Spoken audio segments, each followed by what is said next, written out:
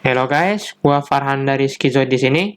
Selamat datang di playlist Panduan Figma Lengkap 2023 Bahasa Indonesia.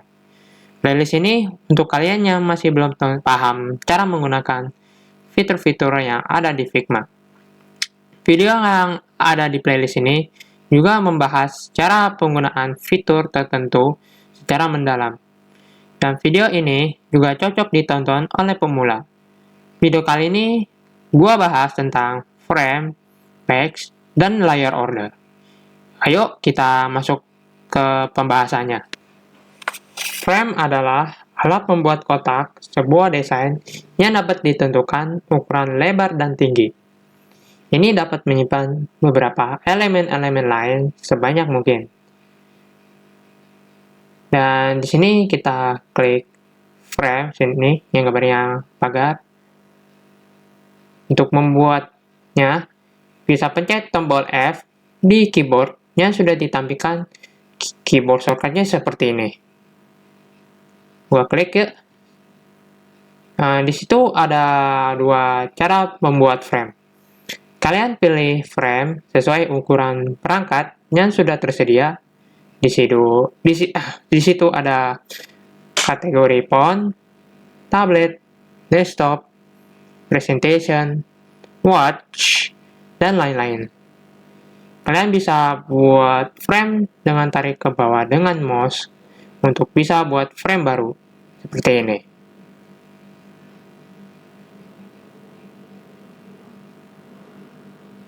Nah, ini frame sini. Nama frame yang dipilih gua tadi bisa diganti nama dengan melakukan rename.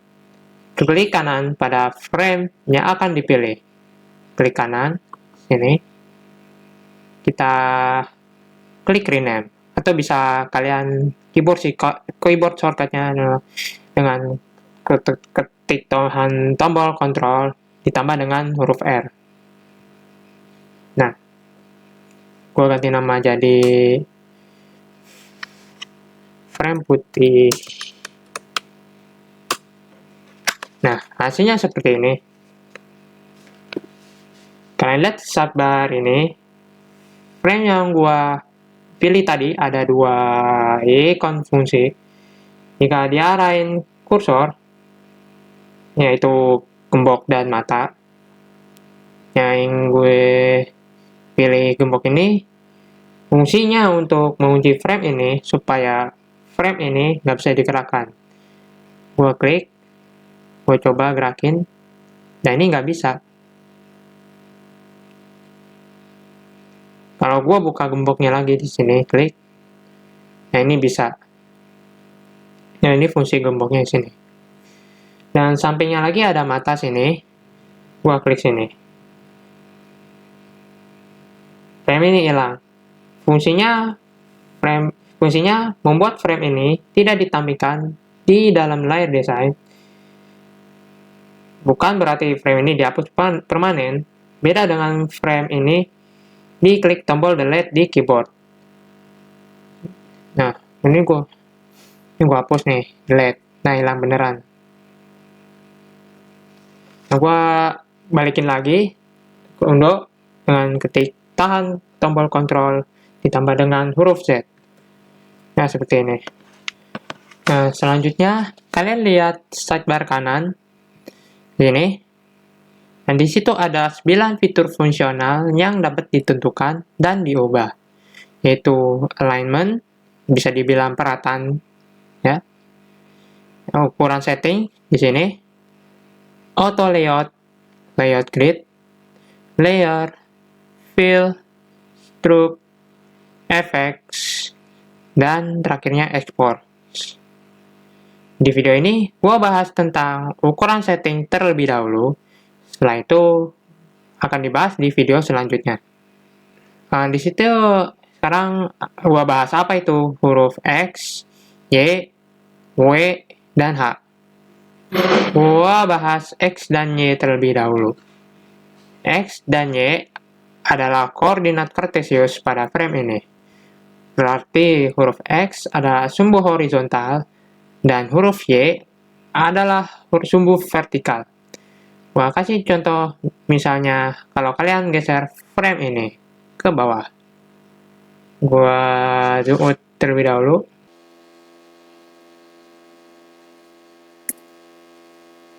Nah, ini jauh. Gua coba geser paling bawah, pelan-pelan. Kalian bisa lihat hasil posisi sumbu X dan Y frame ini berpengaruh jika frame ini digeser kemana saja. Hasil sumbu X dan Y bisa minus. Kalau gua geser paling bawah, sini, sumbunya menjadi nilai plus. Kalau gua geser paling atas, lihat, malah kebalikannya, sumbunya menjadi nilai minus. Dan kembali ke sumbu X. Kalau gua geser ke paling kiri, sumbu X-nya menjadi bernilai minus. Nah, kita lihat di sidebar kiri sini ya, perhatikan.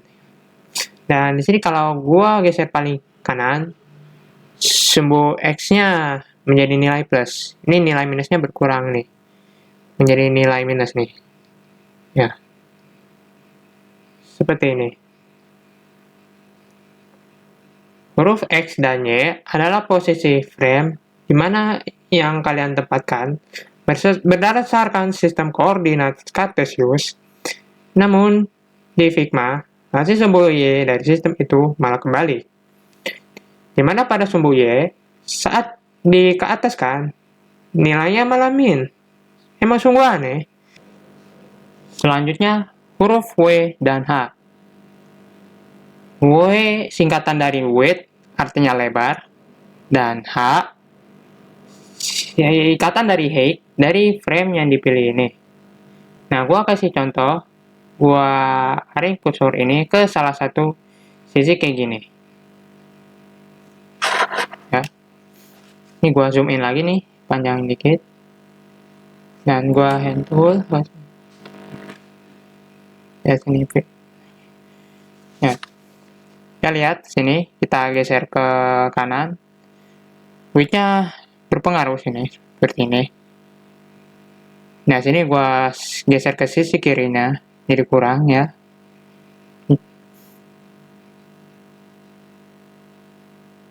Nah, ini cara kerja width ini. Sekarang gua coba geser ke sisi atas untuk menambahi frame ini. Nih, height-nya tempat atasnya panjang ya. Nah, height-nya berjalan. Seperti ini. Di bawah juga bisa sini. Nah, hand tool, move tool. Jika kalian ingin menambah lebar dan tinggi bersamaan, bisa dengan cara seperti ini. Arahkan kursor ke titik sudut di mana saja, seperti ini.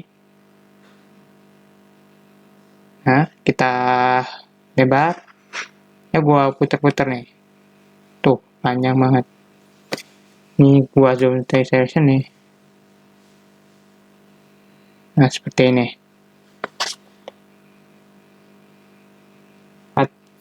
Atau kalian bisa masukkan nilai lebar dan tingginya di sini. Gua contohin. Jadi 1366 width. Sininya. Habis itu height-nya jadi 768 height pixel. Nah. Dan gua zoom sini. Nah, seperti ini. Selanjutnya ada yang namanya rotation. Fungsinya untuk memutar arah frame yang dipilih. Gua kasih contoh arahkan kursor hingga berubah seperti ini. Ya, melengkung nih. Biasanya gua putar nih sini. Nah, jadi minus nilainya. Kalau gua putar balik ke sini, nah ini jadi positif. Ini kalau gua zoom out.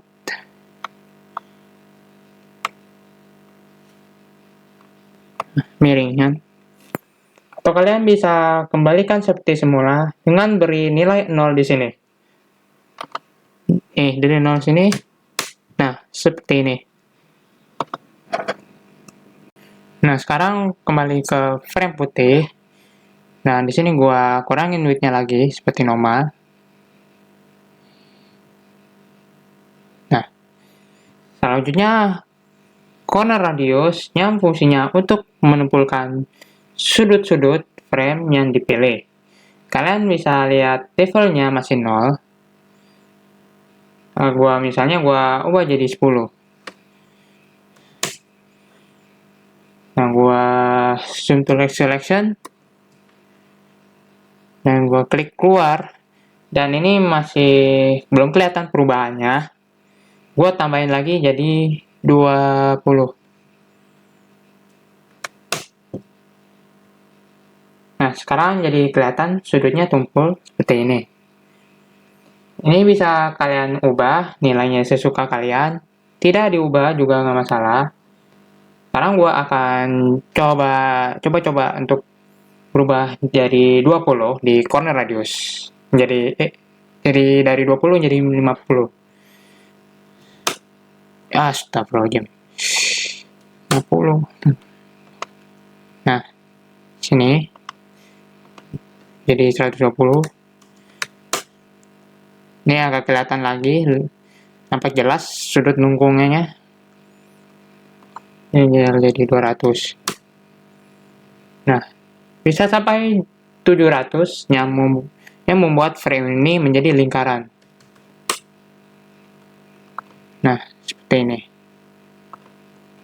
Ini kalau gua geser lagi, width-nya jadi lingkaran. Ini gua geser lagi. Misalnya gua ambil 800. Misalnya gua ambil 900. Nggak bisa, ini udah mentok sini. Dan jika kalian klik icon di samping corner radius yang tulisannya independent corners, klik sini, kita bisa mengatur nilai yang berbeda pada keempat sudut seperti ini. Gua ubah nilainya menjadi 0 di berbagai sudut, ya. Kita ubahin 0. Nah, lihat berpengaruh juga sini. Nah, agak tajam lagi. Dua sudut tajam lagi. Sekarang gua coba jadi 20. Sini 50. Nah, gua kasih 120. Habis itu 200. Dan bisa lihat perbedaan keempat sudut seperti ini yang gua buat tadi. Dimana pada ini gua pilih lagi. Dimana pada sudut kiri atas bernilai 20 seperti ini. Lalu pada sudut kanan atas bernilai 50 seperti ini. Selanjutnya pada sudut kanan bawah bernilai 120. Selanjutnya yang terakhir, yang sudut kiri bawah yang bernilai 200. Dan ini namanya corner radius custom. Dan sekarang gua ubah semua corner radius jadi 0. Dan klik ini. Nah, kita kembali semula. Nah, sekarang gua arahin ke subbar kiri sini. Nah, ini gua klik page 1. Nah, di sini ada tulisan bagian page yang berfungsi sebagai tempat halaman-halaman desain. Di sini kalian lihat halaman yang bertulis page 1. Yang di samping ada checklist putih. Ditandakan sebagai halaman yang dipilih dapat menampilkan layar desain yang kalian lihat. Terdapat beberapa elemen desain atau komponen yang telah dibuat. Inilah disebut page atau halaman. Kalian juga bisa menambahkan halaman baru dengan klik icon plus seperti ini. Nah, otomatis halaman baru ditambahkan dengan nama page nomor urutan keberapa, dan ini kalian disuruh ganti nama pada biru-biru ini. Jadi gua ganti nama sekarang, halaman baru, ketik enter, hasilnya seperti ini. Kalian juga bisa lihat opsi-opsi dan beberapa halaman-halaman yang ada di sini. Gua klik kanan yang namanya page 1 sini, klik kanan page 1. Dialog ini muncul dengan memberikan 4 opsi ini. Gua mulai jelasin satu persatu opsi yang ada di sini. Yang pertama, copy link to page. Copy link to page adalah menyelipkan website yang menampilkan halaman desain yang dipilih di Figma. Gua coba klik ini. Nah, kotak ini muncul yang menandakan bahwa kalian dapat link halaman desain ini ke dalam clipboard. Kalian akan taruh link itu yang disalin tadi di dalam Figma ke dalam web browser yang kalian biasa dipakai.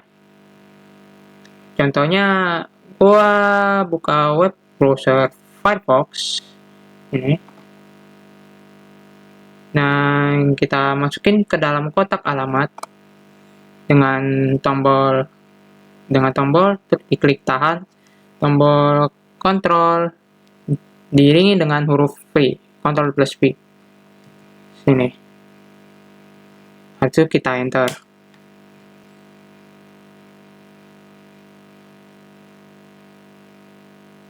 Hasilnya seperti ini.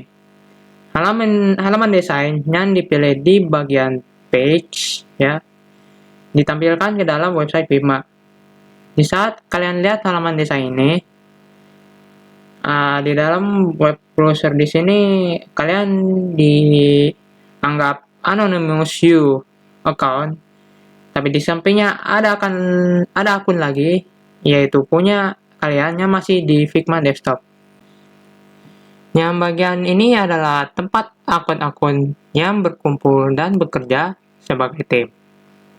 Misalnya kalau kalian bekerja remote di sebuah perusahaan dalam mendesain proyek, tetapi ada seorang developer, marketing staff, desainer lagi, dan para atasan, bisa dibilang stakeholder lainnya, juga ikut berpartisipasi.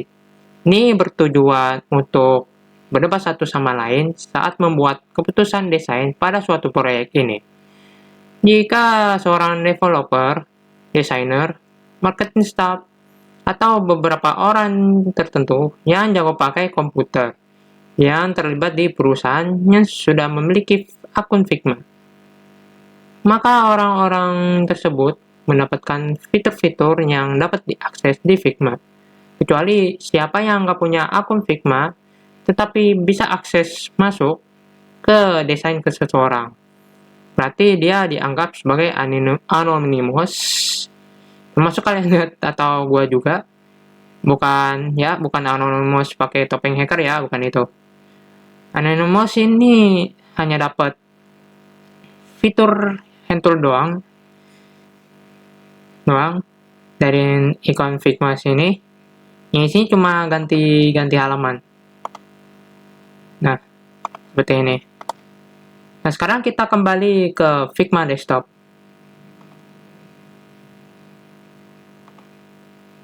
Sekarang, gua mau hapus halaman yang bernama halaman baru. Dan klik kanan pada itu, dan klik delete page. Seketika halaman itu hilang, kalian juga bisa duplikat page 1 ini dengan klik kanan dan klik duplicate page.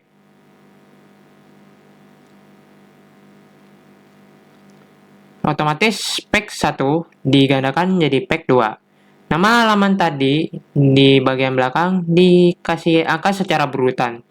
Misalnya sebelumnya dari angka 1, jika diduplikat, hasil menjadi angka 2. Inilah cara kerja duplicate page. Di situ ada juga opsi rename page yang berfungsi untuk ganti nama halaman. Kalian tinggal klik kanan dan klik rename page. Nah, misalnya gua ganti nama halaman baru kedua.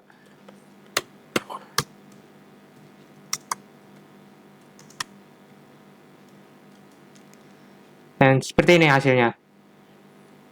Jadi page berfungsi sebagai navigasi yang memungkinkan kalian untuk berpindah dengan mudah di antara halaman yang berbeda dalam proyek desain yang kalian buat.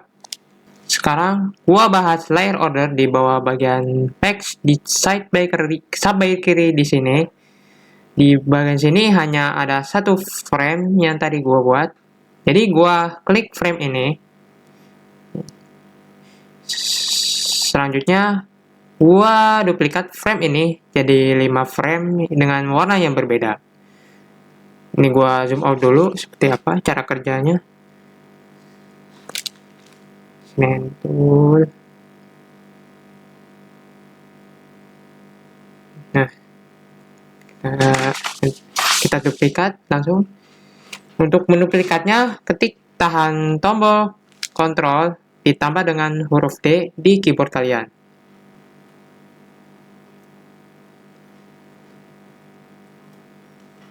Otomatis frame ini terduplikat ke arah kanan yang sejalan sumbu X. Selanjutnya, gua ubah ukuran kelima frame ini menjadi kecil sampai lebih kecil lagi. Dan diberi nama pada frame ini. Gua resize nih ke 4 frame-nya. Warnanya bebas ya. Ini merah. Sini kuning.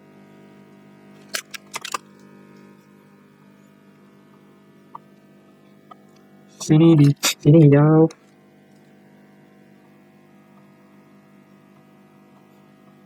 Sini biru. Nah, sini kita beri warna di dalam bagian fill sini.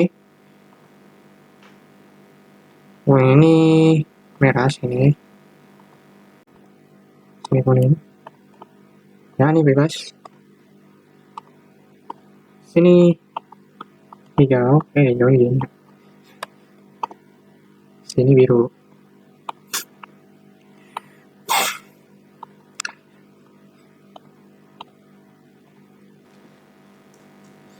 Nah, seperti ini ya, 4 warna.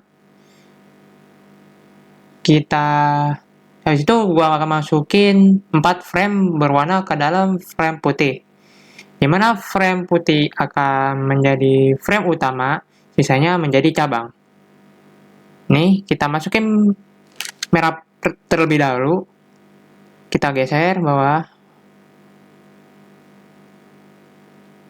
Nah, otomatis masuk dalam merah putih. Jadi, dimana saat frame putih digerakkan, maka frame yang ada di dalamnya juga mengikutinya. Kemudian gua masukin frame berwarna yang masih ada di luar juga ke frame putih. Di sini bisa kalian masukkan satu persatu seperti frame merah tadi, atau bisa juga secara bersamaan dengan ketik tahan tombol shift dan klik kiri frame yang ingin dimasukkan dan geser ke dalam frame putih. Yuk kita coba. Sip. Yalah, gue ikutin nih. Shift kuning, shift hijau, shift biru. Setelah itu kita masukkan sini dengan berbarengan. Gue klik kiri kuning sini. Nah, hasilnya seperti ini.